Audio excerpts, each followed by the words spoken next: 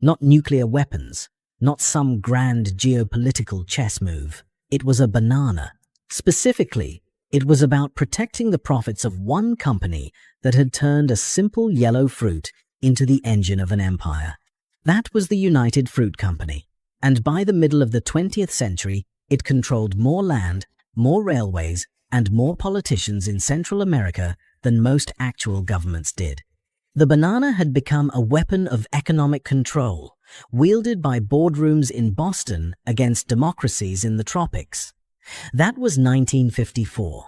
By 2023, scientists confirmed that the exact same fruit sitting in your kitchen right now is facing a disease that could wipe it off the face of the earth within a generation. This is the history of the banana, and it is far stranger and far darker than you would ever expect from something you toss into a smoothie. Nobody was paying attention to the banana 10,000 years ago.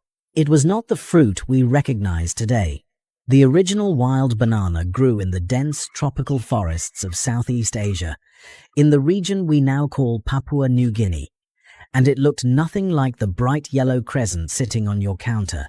Wild bananas were small, stubby, and absolutely packed with rock-hard black seeds the size of peppercorns. You could barely eat one. The flesh was thin, bitter, and wrapped around so many seeds that biting into it felt more like chewing gravel than eating fruit. Some varieties were green, some were red, and some were barely larger than your thumb. If you had encountered a wild banana in the jungle 10,000 years ago, you would have walked right past it. You would not have guessed that this sad little fruit would one day topple governments. But early farmers in Papua New Guinea saw something in it. Through generations of selective cultivation, they figured out how to breed bananas that produced fewer and fewer seeds. They cross-pollinated mutant seedless varieties. They selected the plants that produced more flesh and less grit. And over centuries, they created something extraordinary. A banana with no seeds at all. Soft, sweet, and easy to eat. It was one of the earliest acts of agricultural engineering in human history, predating the cultivation of rice and rivaling the domestication of wheat. And it came with a consequence that would echo for 10,000 years. Because a banana with no seeds cannot reproduce on its own. Every single banana plant from that point forward had to be grown from a cutting of another banana plant. A chunk of the root system called a corm replanted in new soil. Every banana was a clone. Every plantation was a genetic copy of itself. And that detail, that tiny biological quirk that made the banana seedless and delicious, would eventually become the most dangerous weakness in the entire global food system. From Papua New Guinea, the banana spread along ancient migration and trade routes. Polynesian voyagers carried banana plants across the Pacific to new islands. Traders brought the fruit westward across Southeast Asia and into India, where it was documented in ancient Sanskrit texts and Buddhist literature as early as 600 BC. Arab merchants carried the banana along trade routes into the Middle East and the eastern coast of Africa. By the time Portuguese sailors encountered banana plantations in West Africa in the 1400s, the fruit had already been cultivated on 3 continents and adapted to dozens of local environments. The Portuguese and Spanish carried banana plants across the Atlantic to the Caribbean and Central America, where they discovered something remarkable. The volcanic soil and tropical climate of countries like Honduras, Costa Rica, and Colombia were almost supernaturally perfect for growing bananas. The plants exploded in those conditions. They grew fast, they produced massive bunches, and they thrived with minimal effort. Central America did not just grow bananas well, it grew them better than anywhere else on Earth. And this is where the story takes a turn nobody expected. Enter miner Cooper Keith. In the 1870s, Keith was a young American entrepreneur who had been contracted to build a railroad through the brutal jungle interior of Costa Rica. The government in San Jose wanted a rail line connecting the capital to the Caribbean port of Limon to facilitate coffee exports. The project was a nightmare from the start. Workers died by the thousands from malaria, yellow fever, and snake bites in the sweltering Costa Rican rainforest. Of the 700 workers Keith initially recruited from New Orleans, nearly all of them died within the first year. He brought in laborers from Jamaica, China, Italy, and Honduras. They died too. Keith lost 3 of his own brothers to disease during the construction. The railroad was bleeding money faster than anyone could fund it, and Keith needed a way to pay for it. So he started planting banana trees along the rail lines. The idea was simple. Use the railroad to ship bananas from the interior to the coast, load them onto boats, and sell them in the United States. It was a side hustle to fund a railroad. It became something much bigger. By the 1890s, Keith's banana operation was generating more money than the railroad itself. Steamships packed with green bananas left the port of Limon every week, bound for New Orleans and New York. The bananas arriving at American ports were unlike anything consumers had tasted before. The variety was called the Gros Michel, which translates from French as Big Mike, and it was by all accounts a spectacular fruit, bigger, creamier, and more intensely flavored than any banana you have ever eaten. It had a thick skin that resisted bruising during the long ocean voyage. It ripened evenly on store shelves, and it tasted almost like banana candy. If you have ever wondered why artificial banana flavoring tastes nothing like the banana you buy at the grocery store, this is why. That artificial flavor was based on the Gros Michel. The banana you eat today is a completely different fruit. In 1899, Minor Keith merged his banana operation with the Boston Fruit Company, a rival operation run by Andrew Preston. Together, they formed the United Fruit Company, and with that merger, one of the most quietly terrifying corporations in modern history was born. The United Fruit Company did not just sell bananas, it swallowed countries whole. Within 2 decades of its founding, it owned over 1 million acres of prime agricultural land across Guatemala, Honduras, Costa Rica, Colombia, Panama, and Ecuador. It controlled the railroads that connected plantations to ports. It controlled the telegraph lines that connected towns to cities. It controlled the port facilities where bananas were loaded onto its own fleet of refrigerated steamships, a fleet so large it was nicknamed the Great White Fleet. In some countries, it controlled the postal service. It built company towns where workers lived in company housing, bought food at company stores with inflated prices, and were paid in company scrip, metal tokens that were worthless anywhere outside the plantation grounds. The company was not operating within these nations. It was operating as a parallel government alongside them. And in many cases, the men in the boardroom in Boston held more actual power than the elected officials in Central American capitals. The term Banana Republic did not come from nowhere. It was coined by the American writer O. Henry in 1904 to describe Honduras, a country so thoroughly dominated by the United Fruit Company and its competitors that its political system functioned as little more than a rubber stamp for corporate interests. And Honduras was not unique. Across Central America, United Fruit executives met regularly with local politicians, military leaders, and American diplomats to ensure that governments remained friendly to their operations. If a government raised taxes on banana exports, United Fruit pressured Washington to intervene. If a president tried to redistribute unused company land to poor farmers, United Fruit funded opposition movements and planted stories in the American press. If a country elected a leader who threatened the company's bottom line, United Fruit picked up the phone and called the CIA. This is the part that even the most cynical person would struggle to believe. In 1951, Jacobo Arbenz was elected president of Guatemala on a platform of land reform. Guatemala was one of the most unequal countries in the Western Hemisphere at the time, and the United Fruit Company was a major reason why. The company owned over 42% of Guatemala's arable land, and it was only actively farming a small fraction of it. The rest sat idle, held in reserve. Meanwhile, roughly 100,000 Guatemalan families had no land at all. Arbenz proposed a law called Decree 900 that would redistribute unused land to landless peasants. The law offered United Fruit compensation at the value the company itself had declared on its tax filings.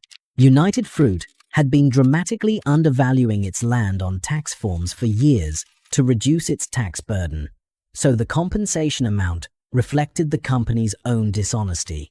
The company was furious. United Fruit launched a public relations campaign in the United States, accusing Arbenz of being a communist agent of the Soviet Union. The campaign was led by Edward Bernays, the man widely considered the father of modern public relations and a nephew of Sigmund Freud.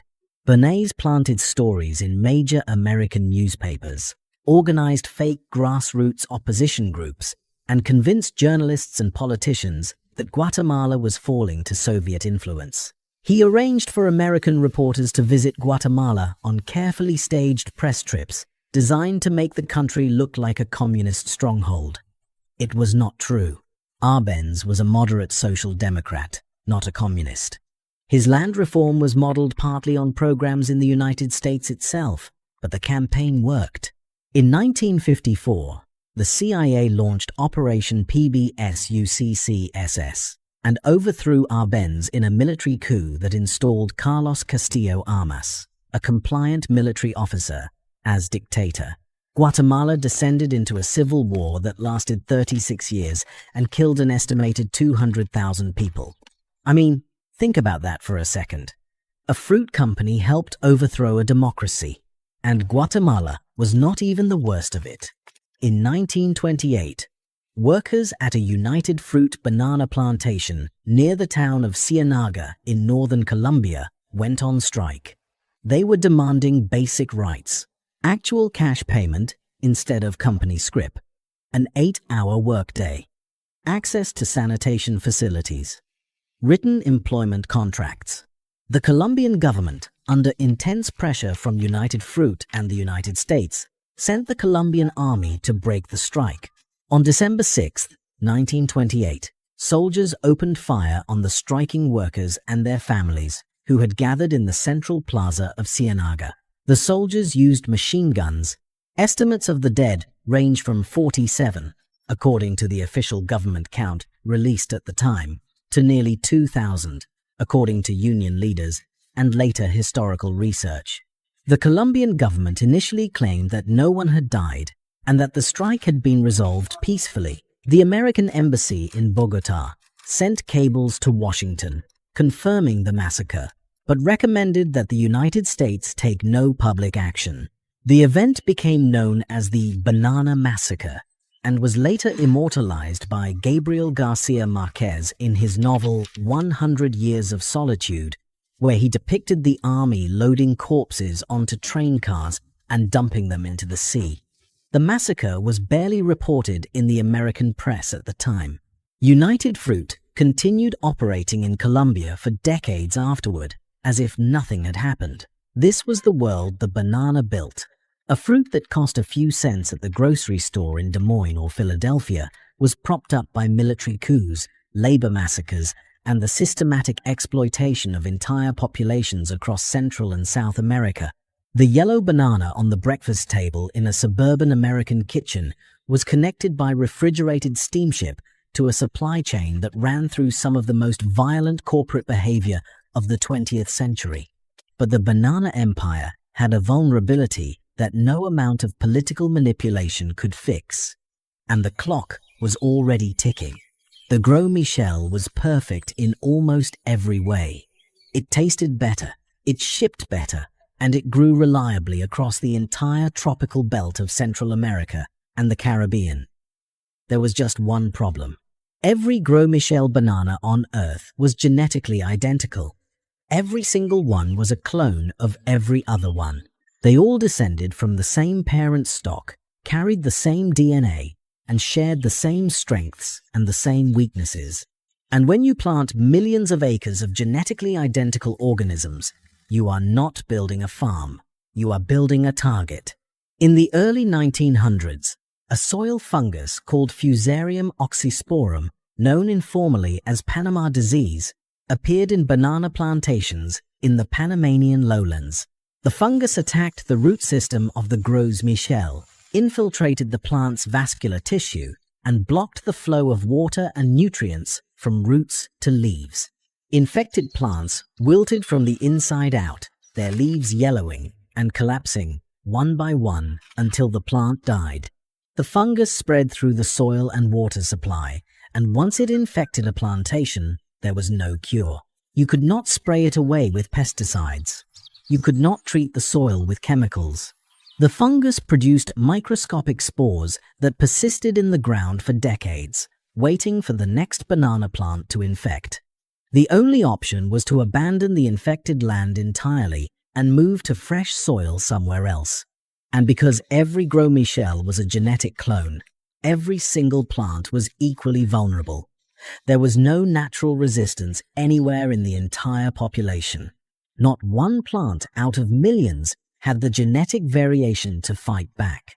Panama disease moved through Central America like a slow fire burning underground. Plantation after plantation fell. Companies abandoned entire regions of Honduras, Guatemala, and Costa Rica, slashing their way into untouched jungle to carve new farms out of virgin soil. But the fungus followed, carried on contaminated equipment, in the mud on workers' boots, and through the rivers and irrigation channels that connected plantation to plantation. By the 1950s, the Gros Michel was functionally extinct as a commercial crop. The fruit that had built a global industry, toppled governments, and dominated breakfast tables across America and Europe was gone, wiped out by a microscopic organism that exploited the very thing that made the banana so easy to grow in the first place: its genetic uniformity. The banana industry was desperate. They needed a replacement, and they needed one fast. Billions of dollars in infrastructure, shipping networks, port facilities, and political arrangements depended on the banana trade continuing. The company that had reshaped the politics of an entire hemisphere could not survive without a banana to sell. The answer came from an unlikely place. The Cavendish banana had been sitting in a greenhouse at Chatsworth House in Derbyshire, England, since the 1830s. It was named after William Cavendish, the 6th Duke of Devonshire, who had received the plant as a specimen from Mauritius and cultivated it as a curiosity in his private collection. The Cavendish was not as tasty as the Gros Michel. It was blander, its skin was thinner and more prone to bruising during transit, and it did not ship as gracefully across long ocean voyages. But it had one crucial advantage. It was resistant to Panama disease. The Fusarium fungus that had annihilated the Gros Michel could not infect the Cavendish, so the entire global banana industry pivoted. Every plantation, every shipping line, every grocery store supply chain switched from the Gros Michel to the Cavendish. New varieties were tested and discarded. Thousands of acres were replanted. By the 1960s, the transition was essentially complete. The Cavendish became the banana, the only banana. If you have ever eaten a banana from a grocery store anywhere in the world, from Tokyo to Toronto to Sao Paulo, you have eaten a Cavendish. And here is the detail that everyone missed at the time. They did the exact same thing again. Every Cavendish banana is a clone. Every single one is genetically identical to every other Cavendish on Earth, from the plantations of Ecuador to the farms of the Philippines. The industry that had just watched monoculture destroy the Gros Michel responded by creating another monoculture, a different banana, but the same fatal flaw baked into the foundation. It was not ignorance exactly. The companies knew the risk. They had lived through the death of the Gros Michel and watched billions of dollars evaporate as plantation after plantation fell to the fungus. But the Cavendish was the only commercially viable variety that could resist Panama disease while also surviving the brutal realities of industrial harvesting. Weeks of refrigerated ocean shipping and the bruising journey through supermarket distribution chains. There was no other option that met all the criteria. So they planted it everywhere and hoped that history would not repeat itself. For about 40 years, it looked like the gamble might pay off. The Cavendish thrived on a global scale that dwarfed even the Gros Michel era. Banana production grew exponentially. Over 100 billion bananas are consumed worldwide every single year. The banana became the most traded fruit on Earth and one of the entire journey from tropical plantation to supermarket shelf takes about 2 weeks. The bananas are kept at precisely 14 degrees Celsius during transit to prevent them from ripening prematurely in the hold of the cargo ship. When they arrive at distribution centers in the destination country, they are placed in sealed ripening rooms where ethylene gas is pumped in to trigger the ripening process in a controlled, uniform way. The yellow banana you pick up at the store was green 5 days ago and hanging on a tree in another hemisphere 2 weeks before that. It is one of the most precisely managed supply chains in the global food system. But underneath all that precision, the same old vulnerability was waiting. And it did not wait forever. In 1990, a new strain of Fusarium oxysporum was identified in banana plantations in Taiwan. Researchers named it Tropical Race 4, or TR4, and unlike the original strain of Panama disease that killed the Gros Michel, TR4 can kill the Cavendish. The one thing the Cavendish was supposed to be safe from, the entire reason it replaced the Gros Michel, no longer applied. TR4 is a death sentence for Cavendish plantations. It works the same way the original Panama disease did. It enters through the roots, spreads through the vascular system, and chokes the plant from the inside. Infected plants wilt, turn yellow, and collapse. The fungus persists in the soil for 30 years or more. There is no chemical treatment that kills it. There is no fungicide that stops it. And because every Cavendish on Earth is a genetic clone, every single banana plant on every single plantation in every country is equally vulnerable. If you are wondering how that is even possible, so is everyone else. From Taiwan, TR4 spread relentlessly. It moved through Indonesia, Malaysia, and the Philippines throughout the 1990s and 2000s. It jumped continents to Mozambique, Jordan, and Pakistan. In 2013, it was confirmed in the Middle East and parts of sub-Saharan Africa. In 2019, it was detected in Colombia, the very heart of the Latin American banana export industry. That detection sent shockwaves through the global market. The Colombian government declared a national emergency. Entire plantations were quarantined and destroyed. Workers were required to disinfect their boots, clothing, and equipment before moving between fields. Biosecurity protocols were implemented at ports and border crossings. But the fungus spreads through contaminated soil, water, and even the mud on a single pair of shoes carried from one farm to another. A single misstep by a single worker can introduce the disease to a previously clean plantation. Containment at that scale is nearly impossible. By the mid-2020s, TR4 had been confirmed in Peru, Venezuela, and other Latin American countries, and the question was no longer whether it would reach the major banana-growing regions that supply the world. It was how fast. And no, I am not making that up. The banana you are eating right now might not exist in 20 years. The global banana industry is worth roughly $25 billion a year. Hundreds of millions of people in developing countries depend on banana farming for their livelihood. In countries like Uganda, Rwanda, and Burundi, bananas are not a snack or a dessert. They are a staple food that provides a significant portion of daily calories for millions of families. Entire regional economies in East Africa and Southeast Asia are built around banana cultivation. The potential collapse of the Cavendish is not just an agricultural inconvenience for Western supermarkets. It is a humanitarian crisis in slow motion. Scientists are working on solutions, but none of them are easy and none of them are fast. Some researchers are trying to breed new banana varieties that resist TR4 while still tasting good enough and shipping well enough for the global market. That is extraordinarily difficult because commercial bananas are sterile. They do not produce seeds.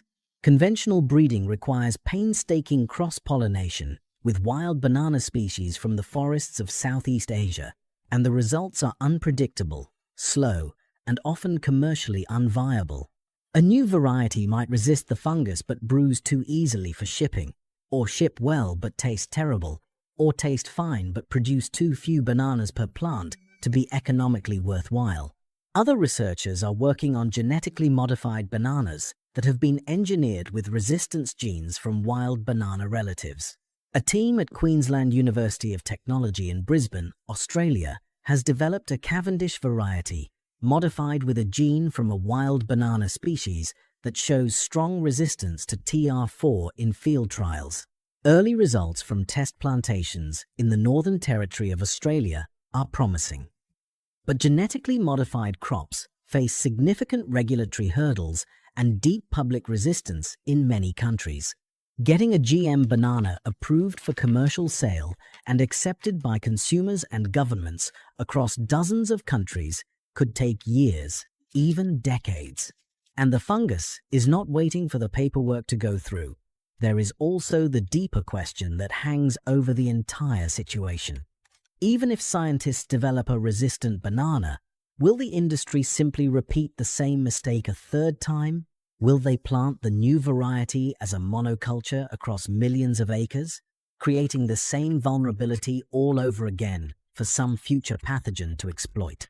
The history of the banana suggests that they will, because monoculture is cheap, efficient, and profitable in the short term.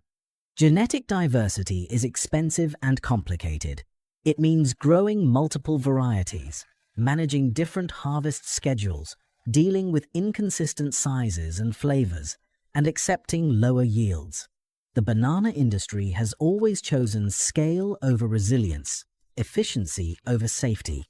And every time, biology has eventually called the bluff. Some wild banana varieties in Southeast Asia and parts of Africa show natural resistance to TR4, but they taste completely different from what consumers expect.